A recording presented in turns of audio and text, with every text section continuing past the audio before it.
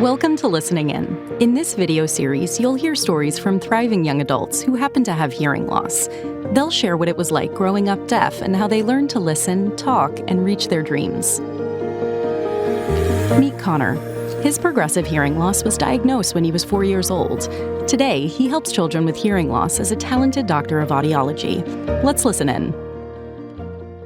So, it's been a while. It really has been. Yeah. So, Stevie, the Connor I remember and first met, how old were you? I was 3.5, 4 years old. Yes. I can't believe it. So I'm curious, how did you guys meet? Tell me about all those early meetings, early time. Yeah, we met first day of grad school, like before they start the reaming big ceremony. orientation. Yeah, and so I just got introduced to her by another classmate, and I thought, wow, she's like really pretty, and that's how we met. And I kept trying to so you always get paired with somebody for an assignment. Right. And I kept trying to get paired with her.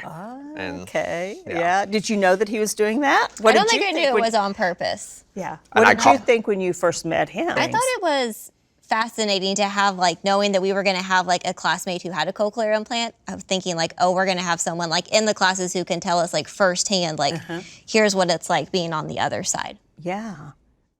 So roll back the clock for a minute. Sure. I'm curious, what do you remember at age 3.5 when you kind of started intervention, got hearing aids? Yeah. Do you remember life being difficult or things that you did? It's weird. It's weird glimpses of time. And I remember my kindergarten teacher getting frustrated with me, but I didn't ever really quite know why. And so I think it took her a minute to put two and two together that I actually had hearing loss. Was she one that helped tell your mom, I think we need to get his hearing tested? Yes, and what's funny is my mom went back and told my preschool teacher, and they told her, well, we kind of thought he had it all along, but they just didn't feel comfortable telling her. Wow. All right, so then you have to go to class with your hearing aids for the first time. Yes. What was that like? I had a fantastic pediatric audiologist. Her name was Perma, and she actually took time out of her day to come to my kindergarten class and teach everybody what hearing loss was, how hearing aids work, and why I'm different than the rest of the class, because I was the only person in the whole school who had hearing loss. Do you remember that day when she came and did that? Yeah. And what did it make you feel embarrassed, No. or did it make proud, or what was the react? Or were you suddenly the cool kid because you had the ear candy I was on? the cool one. Yeah. And what's so funny is I remember she took out the cochlea, which was the organ of hearing. She took it out and handed it to me, and I was the one that went around the kindergarten class. So she really, she was amazing at making sure that I had what I needed. That was really a first beginning point of how to advocate for yourself, wasn't it? Yeah. I mean, from day one, with her, I wanted to wear my hearing aids. Yeah, it was always a thing that made me different, and Yeah. I was fine being different. Yeah. So did the world get very noisy? Oh my at that gosh, we point? live in a very noisy world, And for you sure. realized for the first time, huh? Yeah, exactly. Yeah. So if you were going to give advice to a preschool teacher, a Mother's Day Out teacher, or a kindergarten teacher, what would you tell them to look for and do if they suspect a hearing loss? You want to look for those signs of not following directions, not tracking the conversation, not able to follow multi-step directions. What we know about language development is that we obtain so much of what we know and understand about speaking in the world during those first few years of life. And so if you have any desire for your child to be able to listen and speak, like I do, like you do, we have to move quick. It is a listening emergency. Mine was very sudden. Mine was so sudden that I woke up and thought my hearing aids weren't working. Yeah. Whereas, somebody who is born with a hearing loss, their brain does not understand what hearing is. And by waiting, you are removing that choice. And so I am detecting a lot of professional type discussion and words. So catch me up on what are you doing today? So I got a cochlear implant about 11 years ago, and it just completely changed my life. I originally was in theater. I wanted to do lighting design, and I switched my major to become an audiologist, and now I'm fortunate enough to live with Stevie, and I get to be a cochlear implant audiologist, and I see tons of patients now, so it's fantastic. That makes my heart happy because I remember when you were debating about getting an implant. And can you tell me a little bit about what was that like Yes. in terms of making that decision, and what were you thinking at that time? You know, getting a cochlear implant is such a scary decision, especially for somebody who, you know, doesn't meet that clear-cut, you know, definition of an implant candidate. And when you have residual hearing or had it, you always want to hold out hope that there's going to be that next thing. Yeah. I constantly found myself late at night kind of Googling, what does a cochlear implant sound like? And I'm so glad that I made that decision. Yeah, good. So what does it sound like? Do you remember what it sounded like when it was activated? Yes. And compared to now, what you think? You know, it's the brain is such a funny organ. It's very neuroplastic, and now it sounds very natural. It sounds very normal. It sounds so much better than my hearing aid side. Is that right? When I first got it turned on, it sounded very robotic, Mickey Mousey. But I'm telling you, within a period of a month, maybe, it definitely took over and became the natural side. I remember that the day you were activated. Do you remember that day? Oh gosh, yes, yeah. You brought friends with you. I did. Your parents were with you. They were, yeah. Yeah. You know, it was a big day for me. I was 19, so you know, grew up with hearing aids, and then, you know, I was making this massive decision while I was in college to switch, and I wanted my team there with me. That's great. And then that triggers a whole nother life journey. It really does. So I got the implant. So this was in the fall when the change happened, and that Christmas, I got the implant. And why did you choose Christmas? Because you want Santa to bring you an implant? I did, yes. He put a big bow on it. Yeah. So I wanted it to happen over Christmas break, the summer or the winter break. And like between college semesters, Yeah, so you could adjust to the sound? yes, and I got the implant, and it was just amazing, you know, for me. It was just, you know, it wasn't instant, but it was just, I could tell it was going to be different.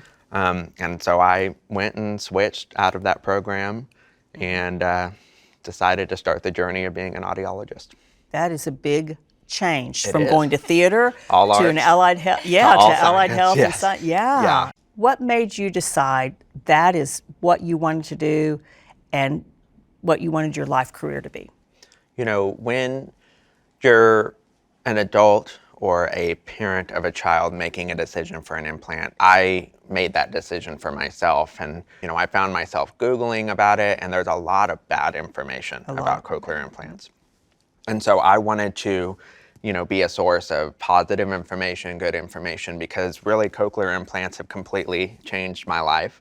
And, you know, I can't say enough good things about them. Yeah. So you felt like you could be that help, that almost like a beacon of light for people who were seeking solutions to their hearing loss. Even just if one person could hear what I'm trying to say and think, you know, I wonder if I need a cochlear implant. To me, that just, you know, of course I love a paycheck, but that to me just really fills my bucket and really helps keep me going. Yeah. It's that whole thing of, like you say, if you could only, if that's the only person you impact, then it's a life well lived, right? I'm happy. Yeah. So I'm curious because, like, I think you mentioned that people, when they see an implant, or I think most people, when they hear that a person is deaf, they automatically think sign language. Oh, yeah. And then you surprise them because you listen and talk just like It happened yesterday. Really? Tell me about that. We were on a like a tour of Washington D.C. Yeah? and I'm sitting on a trolley. It's hot. I'm sitting next to Stevie, and like I see this lady's face come around the corner, and she's smiling at me, and I'm like, oh God, she's doing it. And I'm like just trying to keep my eyes straight ahead. And I'm always very like gracious and like I want to talk. Yeah. I want people to ask questions. You're a good spokesperson. I can see her doing it like with the smile. wheels are turning. And I'm like, it's hot. and so she comes up and she's like, can I be nosy? I'm like, of course, you know. And she goes, and she just starts signing at me, and I do not speak any sign at all. I really should learn a few basic ones more professionally. And I think people are more just curious. They don't typically interact with somebody who has hearing loss, and at least in my circumstance, this much hearing loss and can also speak. It's getting better, but they just have questions, and There are some people I know who just won't talk about it, and that's their right. Right. But I try to answer those questions because I find that helps them get to know me better. I'm perfectly comfortable with my hearing loss. I'm comfortable with the phone, all of that, but not everybody is, and every situation is So you unique. just kind of meet it up front. Agreed, That yeah. when you meet a person, because it's a part of you, it's who you are. Yes. And you know that they're going to have questions, so it almost puts them at ease, doesn't it, to It does, talk and about it? I would say it's not who I am, it's just a part of me, you know. That's a good point. I think that right now we just have this population of people, and I think I've talked to you about this before. I think we have this population of people that are not deaf, big D deaf, and they're not hearing. It's somebody like me who is deaf but speaks, and it's like we don't have a title. But we're growing up in this world, and it's like I identify more with hearing people, but I'm not deaf. I'm not part of that community, and there are things that we experience that are different. You know, it's challenging for certain people. Did you ever think about, would you marry a hearing person or would you marry a person who's deaf or hard of hearing? Was that ever in your mind, or thoughts about that? You know, I know some people who are like me and they had some preferences on that. I was really just interested in that partnership. In finding the one. Yeah, Okay. and somebody that's going to build each other up. It works out when you marry a hearing person, though, because you got that built-in alarm clock, all those wonderful things. So, Yeah.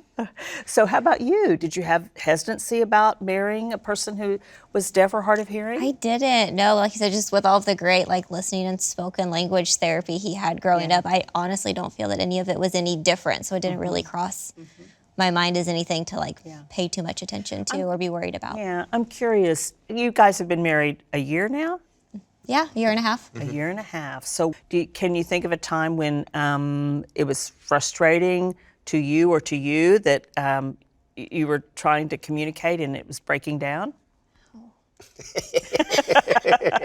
Okay, one that you would share? I can think of a specific instance. I feel like it's more like I'll be doing something in the kitchen and I'm telling him about my day and I think we're having this wonderful conversation, and then I look up and he's streaming TikTok straight to his implant and has heard absolutely none. Oh, Connor. I was saying.